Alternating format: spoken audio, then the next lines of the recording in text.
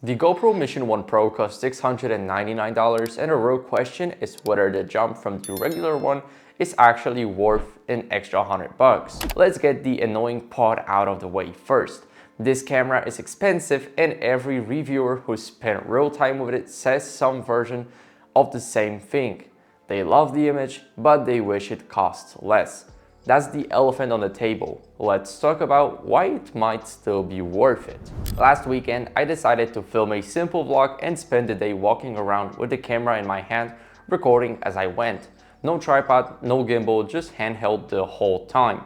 When I watched the footage back later that evening, it looked like it had been shot on a gimbal, the kind of stabilizer professional filmmakers use for smooth motion. That's how good the stabilization is here. For most handheld shooting, you genuinely won't need a separate gimbal anymore. Then, I took it straight into a pool to test the waterproofing. No case attached, just the camera. It's rated to 20 meters, which is about 66 feet.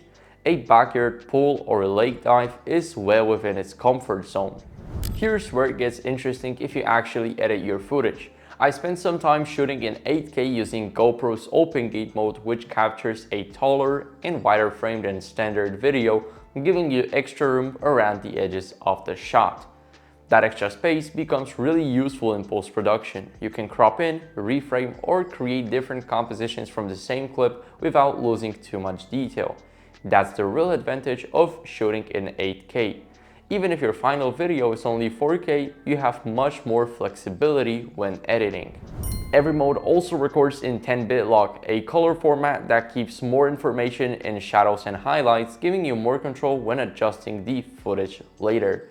GoPro rates the camera at 14 stops of dynamic range, which means it can capture a wider range between the brightest and darkest parts of a scene before details start to disappear. Now, the honest part. Those 8K 60 log files are massive. I dropped the batch onto my older laptop and it choked, stuttering every time I tried to scrub the timeline.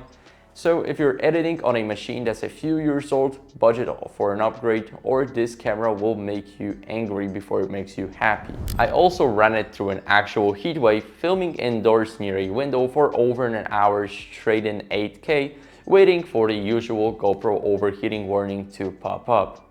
But it never did.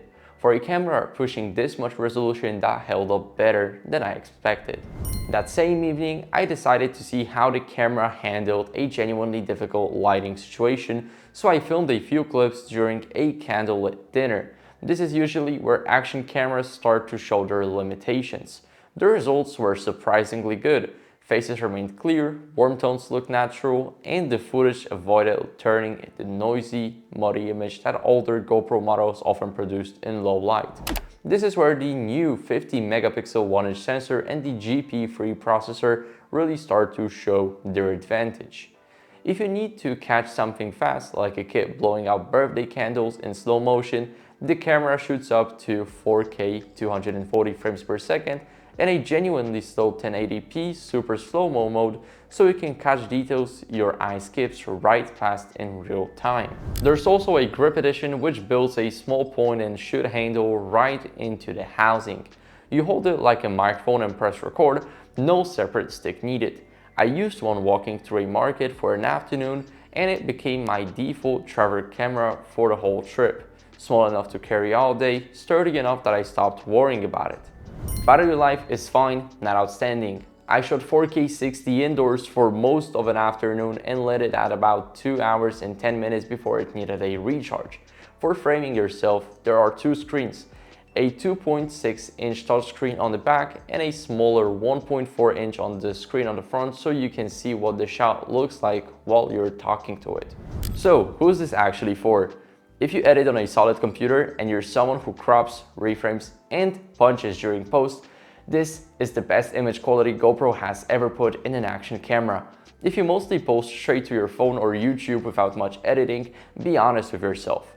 You probably won't see the difference between this and the regular Mission 1, which costs $599 and gets you roughly 99% of this camera for $100 less. The price is still the sticking point, and it will be until GoPro puts this sensor in a cheaper body. But if you know you need that extra room in the edit, it's sitting right there waiting for you. Thank you for watching. If you enjoyed this video, make sure to leave a like, subscription, and a comment, and I'll see you in the next one.